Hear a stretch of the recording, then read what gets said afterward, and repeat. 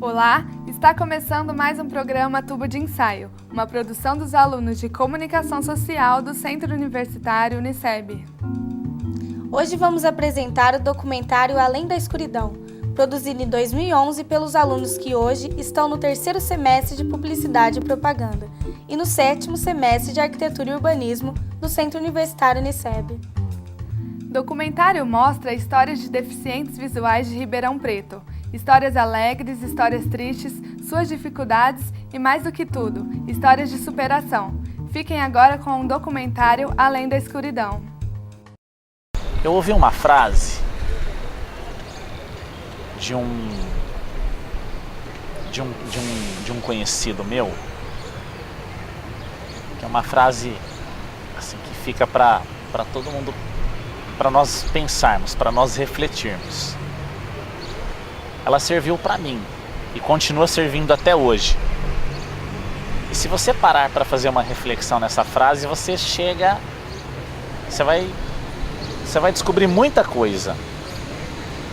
Ele diz uma frase assim em um determinado curso que nós fizemos, um determinado treinamento.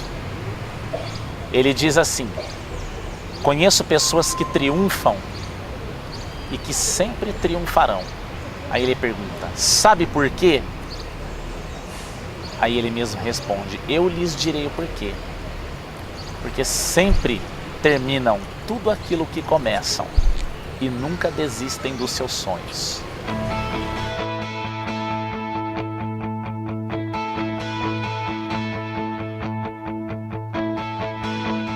Se você comparar, se você realmente fizer uma análise, eu acredito que Ribeirão tem muito para crescer.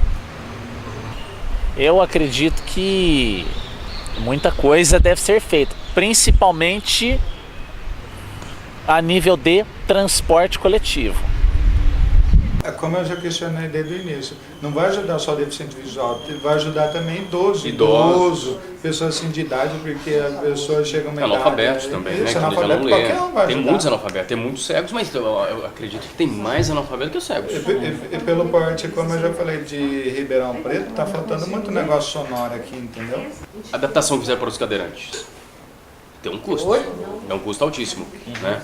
Então eu acredito que a informação sonora para a informação para o nome do coletivo é menor, o custo é menor do que aquele elevador, o processo para cadeirante, o trabalho que o motorista tem, o tempo que se perde, né? O espaço que se perde, tudo bem, todos têm os seus direitos, mas eu acredito que, falando sobre custos, a informação sonora para o ônibus ficaria bem menor. Olha só, ele não vai encontrar nenhum obstáculo, dá uma olhada nisso, ó. Olha meu olho, onde tá. Tá? Então, para o cego, isso é um problema sério. Você todo não poderia estar aqui, tá? Uma coisa rígida, vai se machucar com certeza, tá? E falta uma fiscalização e falta a atenção do próprio comerciante, muitas vezes desconhecedor desse problema. A maior dificuldade minha é na rua, para andar sozinho. Você anda, mas se for para você ir daqui ali na pracinha aqui, ó, você vai demorar quase meia hora para chegar lá. Se você for correr, você cai mesmo, tropeça, cai.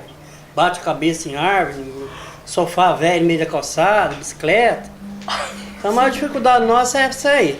Temos aqui um outro exemplo à frente, uma árvore com um galho baixo. Tá? Então não apenas a folha iria assustar, mas o cego que está caminhando aqui nessa direção, ele com certeza, olha, vai bater a cabeça na árvore. Tá? Por quê? Porque o galho não foi conduzido da maneira correta. Que deveria mudar, não só em Ribeirão, mas como no país, seria aquela questão dos orelhão. Que é o inimigo. Que esse é o nosso inimigo. Pegar, vai por baixo, a orelha nos pega em cima. O telefone público, se ele vier, se ele tentar nesse sentido procurar, ele não vai encontrar nenhum obstáculo com a bengala dele e ele vai com certeza trombar com esse aparelho, tá? Então esse tipo de telefone público, isso não é permitido mais pela legislação. Aqui outro exemplo, um degrau, né, ultrapassando a calçada. Então você vê, isso daqui é uma falta de atenção, nós chamamos de obra física, né? Então é uma barreira física, mas a colocação do lixo é uma barreira, na verdade, atitudinal. A atitude do proprietário que botou o lixo ali não considera a preocupação com o usuário. Então, na verdade, você vê que o cara se livrou do lixo que ele produziu, entendeu? E se isso vai trazer prejuízo para alguém na rua, ele não está muito preocupado com isso. Não, tem cidades que já fizeram grandes investimentos nessa área. Curitiba é uma cidade que já fez grandes investimentos. Niterói, no estado do Rio de Janeiro, já fez grandes investimentos. Brasília tem feito um trabalho, mas Brasília é uma cidade muito complicada porque a estrutura dela é diferente das demais cidades. Onde mais? Vila Velha, no Espírito Santo, tem feito um bom trabalho. Então você encontra ainda já alguns exemplos. A cidade de Natal é um bom exemplo, no Rio Grande do Norte, por ação do Ministério Público, uma promotora lá que é muito rígida nessa situação. Ela tem conseguido piso tátil em todas as calçadas da cidade. Então ela tem feito assim, um grande investimento nessa área. Tá? Que ainda desperta, né, bastante curiosidade nas pessoas ainda, que eles ainda veem a gente, que não enxergam como pessoas, né?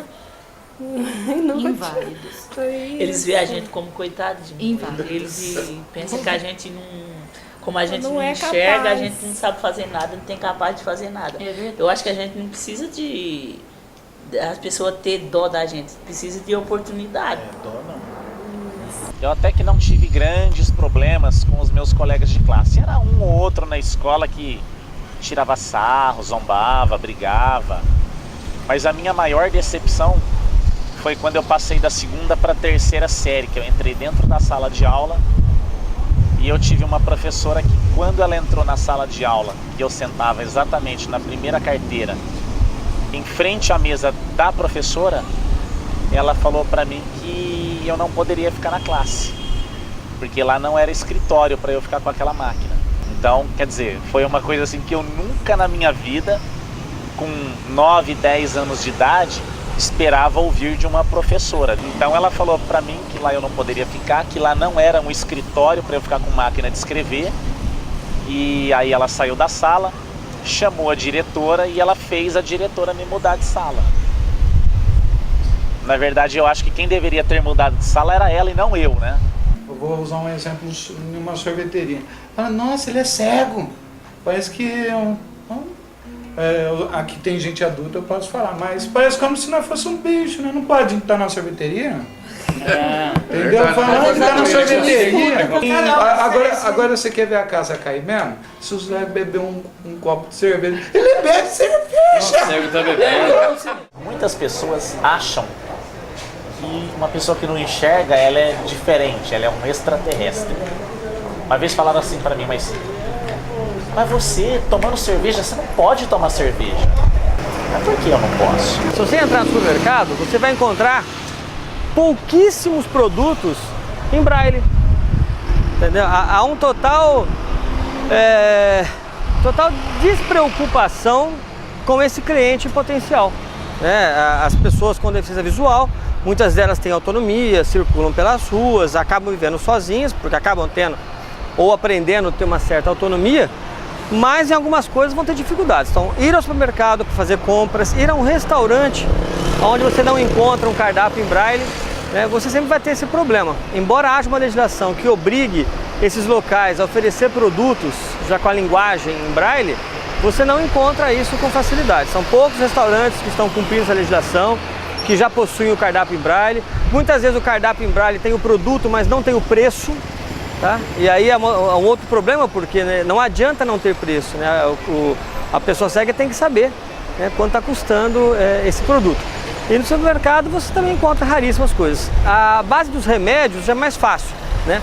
Você encontra muitos laboratórios farmacêuticos já estão lançando seus produtos em braille. O único lugar aqui em Ribeirão que eu vi que tem alguma coisa em braille para deficiente visual, sabe onde foi? No McDonald's. No lanche. A dificuldade é só que o problema é que a gente não sabe ver os preços e as coisas. Então, mas na hora que aí eu apelo pro povo lá, gente, ó, preciso disso e vai lá e dá um jeito pra mim, você entende? Esse tipo de coisa aí. O deficiente, principalmente o visual, ele tem uma dificuldade maior em ser inserido no mercado de trabalho. Por quê? Porque as empresas, elas não querem fazer as adaptações necessárias para receber o deficiente visual. O próprio INSS, agora acho que vai ter um concurso público para 85 mil vagas em todo o território nacional. Não sei para Ribeirão, para o estado de São Paulo, quantas vagas serão. Então eles exigem que o setor privado, que as próprias associações vão capacitando os deficientes. Só que eu não tenho conhecimento que tem vagas para deficientes visuais. Então se lá é a nossa casa, a própria Previdência, que eles exigem que nós vamos para o mercado de trabalho para que não sejam ressarcidos por eles, por que nessas 85 mil vagas não surgem 10 ou 20, a mesma porcentagem que eles obrigam, exigem, que o governo exige do setor privado? Eles não exigem, entendeu? Então, as coisas, eles querem que sejam certas, mas já começam errado por eles. Na verdade, até quando eu fui querer começar a trabalhar, meu pai falou para mim, mas para que você quer trabalhar? Te falta alguma coisa? Te falta comida? Te falta roupa? A questão não é faltar roupa, faltar comida, a questão é se sentir útil. O ser humano, ele precisa se sentir útil. Ele precisa ser útil, ter alguma utilidade para si mesmo e para as outras pessoas. E eu não era uma pessoa útil. Por quê? Era de casa para a escola, da escola para casa, de casa para a escola, da escola para casa. E não era isso que eu queria para minha vida. Os pais do deficiente, não por maldade, mas por superproteção, eles prendem os seus filhos. Eles não soltam os seus filhos. Aí o que acontece? Os filhos se veem sem alternativa. A grande preocupação é, hoje as pessoas que enxergam, elas acham mais fácil fazer para o deficiente do que ensinar para o deficiente. A maior dificuldade mesmo é não ter dinheiro. Chegar não é problema. Claro. Separa as notas da nota certa. Chegar não tem problema, não. É costumeiro já. É impossível eu ser 100% independente, mas eu quero ser o menos dependente possível. Quanto menos eu depender, melhor para mim. Não por questão de orgulho, porque eu não vou ter pai e mãe pro resto da vida. Então, o que eu digo para mim, para vocês e para todos, para quem quer que seja, nunca desista dos seus sonhos. Olhe para estabeleça, trace uma meta, um objetivo do que você quer, para onde você quer chegar e corra atrás daquilo que você quer, porque nós podemos conquistar aquilo que nós desejamos. O importante é que nós estejamos preparados para conquistar aquilo que nós queremos.